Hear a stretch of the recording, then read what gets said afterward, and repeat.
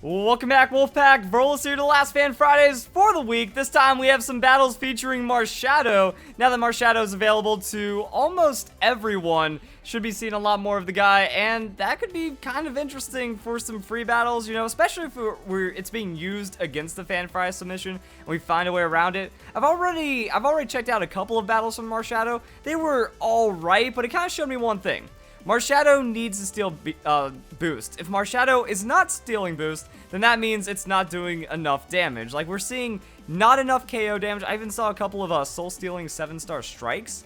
And with that, I was like, yeah, that's not even a neutral KO on most Pokemon, so it's kind of unfortunate. But I already know what's going to happen. Klefki's going to swagger, Marshadow's going to steal it, and then that is going to be absolute destruction. I mean, I saw that from the title screen, that's why I was like, ooh, I'm going to like showing this one off for Fan Fridays. And how do you stop that? It's done. It just works like that. We got Prankster Swagger, Marshadow comes in, Marshadow goes for the 6 stats, and you're done.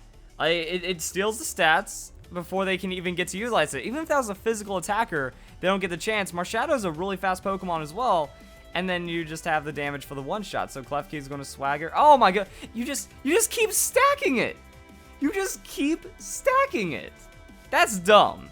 That's dumb. I didn't think that far ahead. I'm like, okay, cool, you got your one. Now you're happy. But nah, you can just do that forever. It only works against one Pokemon though. Like, that's the only issue. If both opponents' Pokemon are threatening you, you only get to KO one with this. But if you got a tanky Pokemon, a setup Pokemon, a supportive Pokemon like that, it doesn't matter. Cool. Toxapex, good job. You went, you got Toxic on Marshadow. You're already down to the last 2 Pokemon. Marshadow's going to be able to KO everything before the poison even matters. That's a ho-oh.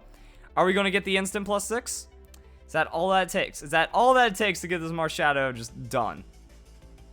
Klefki with the swagger. And also, like, self-swagger strats are something that I actually didn't bring up in my Marshadow guide. So I might tag that in at the end of this video. We have 2 battle submissions from this fan that's submitting the battles. We'll see if they both kind of play out like this, because it just looks like the game just ends, you know. 4 turns. GG, just like that. You know, we have enough to KO the Ho-Oh. Might as well throw the swagger onto Toxapex. Maybe it hits itself in confusion. Does a little bit of extra damage. And then the Venoshock shot comes through.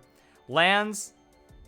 I mean, it's alright. We got Merciless, but Marshadow has those bulky mythical Pokemon stats. And now we get the +6, and then Toxapex dies. Oh, it's confused though. Gets the Baneful Bunker off. Stalls it out just a little. Not the end of the battle yet. We all know what's happening. We all know where we're at. Oh. Unless you do that. That is definitely a fun option that you can take. The soul-stealing 7-star strike. So that was what I was talking about earlier. While I was watching just the raw, I want to call it the S7 or something. I don't know, because there's too much alliteration to bring up with that one. The S5. 5S. Smartphones. So when I was looking at that, I was like, yeah, it was just like that hits and doesn't do a lot. I think I even saw just a super effective hit, so an effective +2, not fine enough to KO. So you really need to be stealing those stats to get the most out of Marshadow, and then just beat you down. So that's how much damage it did through the Protect. Klefki's gonna swagger again. I don't think it matters, but maybe if it hits itself in confusion, it does more damage. But there's a Spectral Thief. Steal the stats, get the boost. Insane amounts of damage, and then that's going to be the game right there. So there's YOLO solo, Marshadow takes care of everything. Let's hop on over to the next battle.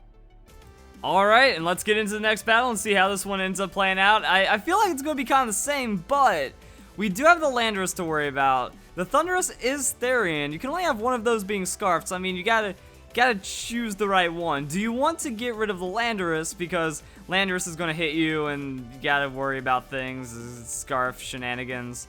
So actually, you could probably run Scarf on this Marshadow and not worry about anything. Like, I think the soul-stealing 7-star strike isn't worth it. It just adds a little bit of damage. Doesn't really matter when you're stacking as much damage as you are on the Marshadow. It doesn't give you any extra benefit that really makes it worth it.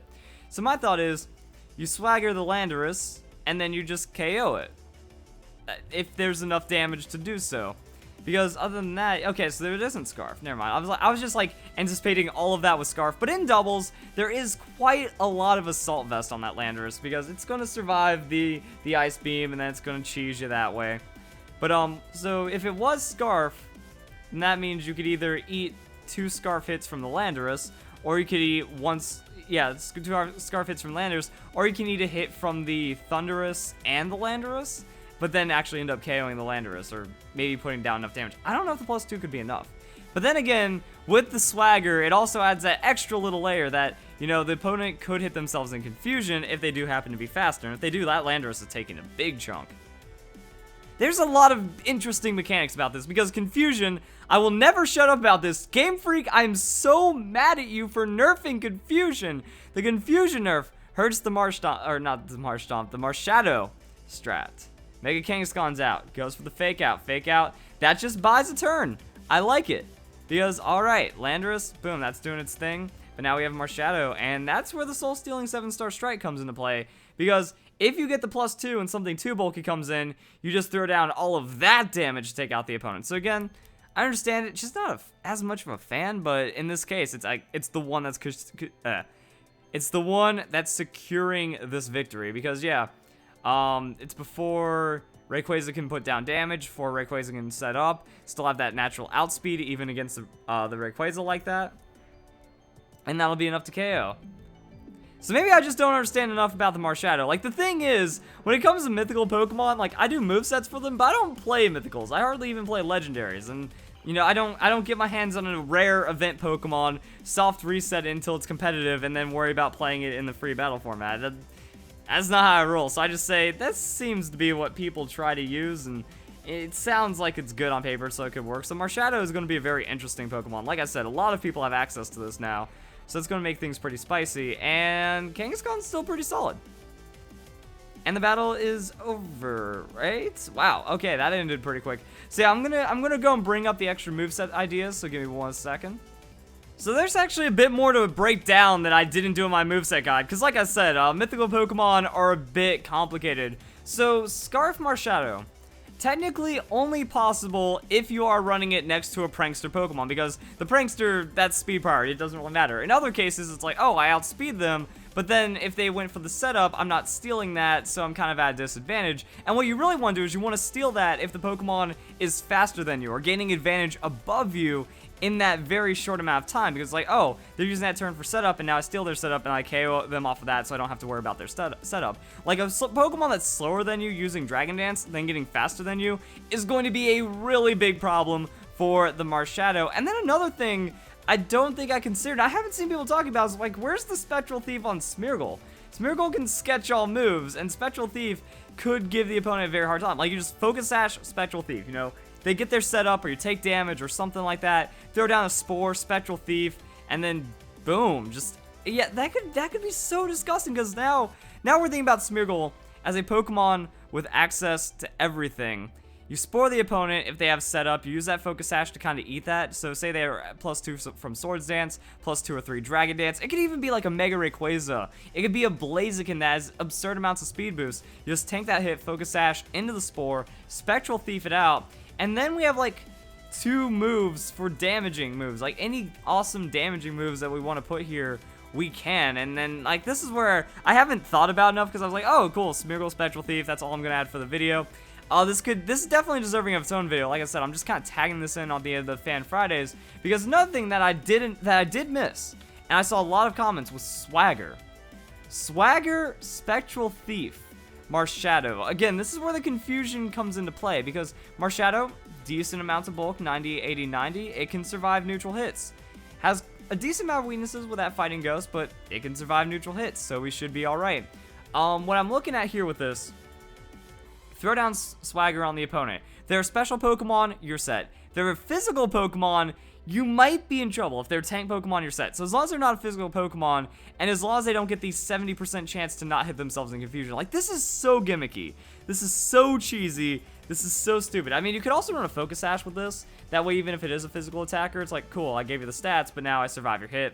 I Spectral Thief it out. So you kind of run the Smeargle in that way. Even if they are a setup Salamence, Rayquaza, a Pokemon that has plus a lot of stats, you don't even care. You just grab it anyways, and then you presume to sweep like that. As a Ghost-type Pokemon, you are going to be immune to the priority off that extreme speed, which does feel pretty nice. And that's kind of it. I think the Spectral Thief Swagger is pretty big. And then we also have Drain Punch if you want to go and grab those stats right there. So this plays RNG. This could just frustrate, be annoying for your opponent. But then once you steal it, you turn back huge amounts of damage. I think the Life Orb is kind of needed because what I saw with the Soul Stealing 7-star Strike, yes, it works in some situations. If you really want that comfort after the +2, especially because you have to think about the format. Legendary Pokemon. That's the only time you're going to see mythicals like Marshadow, so there are going to be above average bulk, which is maybe where the Soul Stealing 7-star Strike gets a bit more usage out of it, because you need that extra damage to take care of the extra tankier Pokemon. Life Orb, though, that's 30 power flat, so that's going to give you quite a bit. Spectral Thief, it doesn't boost the Spectral Thief enough to kind of justify it over the Z Crystal, but you only get the Z Crystal once. You'll get the Life Orb every turn, which means more healing on Drain Punch, more on the Spectral Thief, and that +2 on the Swagger could turn into enough for the instant KO as well, even against tankier Pokemon. Either way, those are some things I wanted to address that I did in my original Marshadow video. Overall, it's a fun Pokemon. The mechanics around it are pretty nifty. I think we can go a bit deeper in the Marshadow, and then we'll see how it develops as we go into Pokemon Sun and Moon and Pokemon Ultra Sun and Ultra Moon. So you guys enjoy the video. Hope you all have a nice day. This was the end of Fan Fridays. Hope you guys have a great week, have a great day, have a great everything. Thank you very much for watching.